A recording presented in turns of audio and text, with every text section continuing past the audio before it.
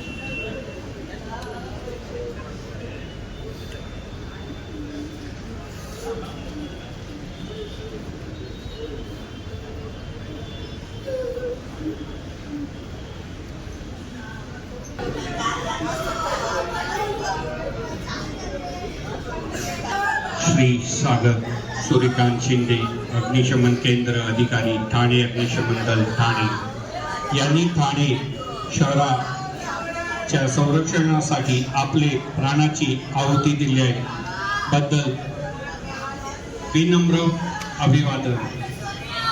त्यांचे शौर्य त्याग आणि राष्ट्रप्रेम सदैव आपल्याला हृदयात जीवित राहील.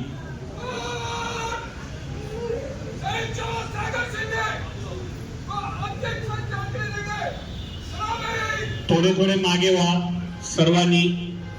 आता बुबुळ वाजवून सगळ्यांनी सावधान मध्ये उभे राहा.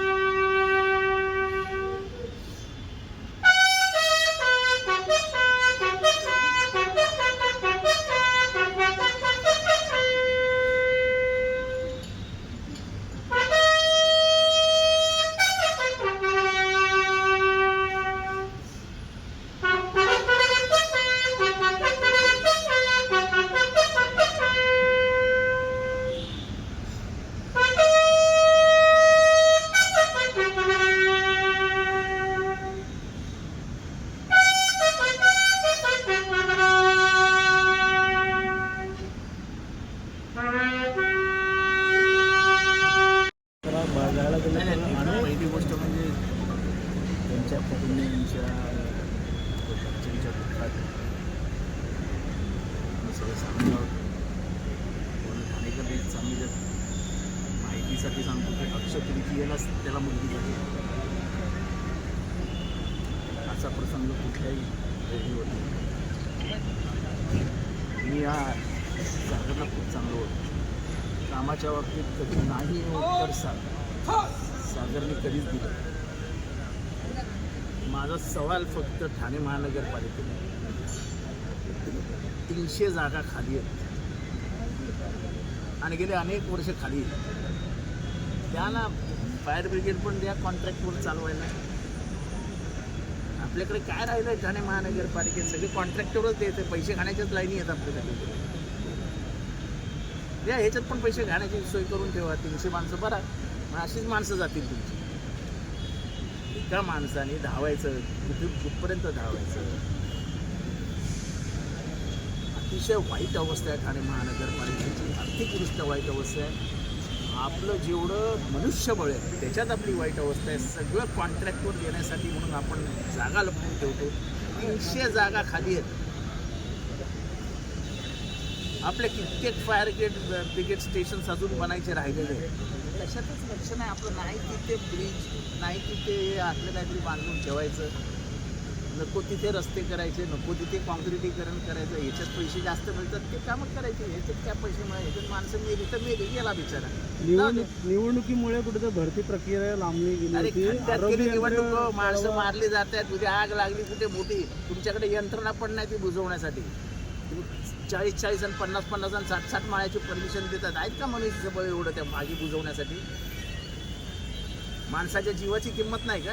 अरे खड्ड्यात घाला निवडणूक तुमची. कळव्यामध्ये देखील भरती प्रक्रिया रखडलेली आहे. रुग्णालयामध्ये अख्ख्या ठाणे महानगरपालिकेची भरती प्रक्रिया रखडली आहे. कळवा, मुंब्रा, दिवा, डोंबिवली असं नाही हो. ठाणे महानगरपालिकेच्या क्षेत्रामध्ये भरती प्रक्रिया रखडलेली आहे. आणि माझा ह्यांची स्टाईल माहिती आहे. हे कालांतराने फायर ब्रिगेड सुद्धा कॉन्ट्रॅक्टवर द्यायला कमी करणार नाही. तर जव्हार बागचं जे फायर स्टेशन होतं ते हलवण्यात आलेलं आहे. कुठं तर तहसीलदारचं कार्यालयाचं काम चालू आहे. त्यामुळे काय वाटेल ते करू शकता तू. कचऱ्यात ज्यांना पैसे खायची सवय लागली त्यांना मनुष्याच्या जीवाची काय पर्वा आहे? 10 लाख मंजूर केलेले आहेत. का वाटतं योग्य आहे का?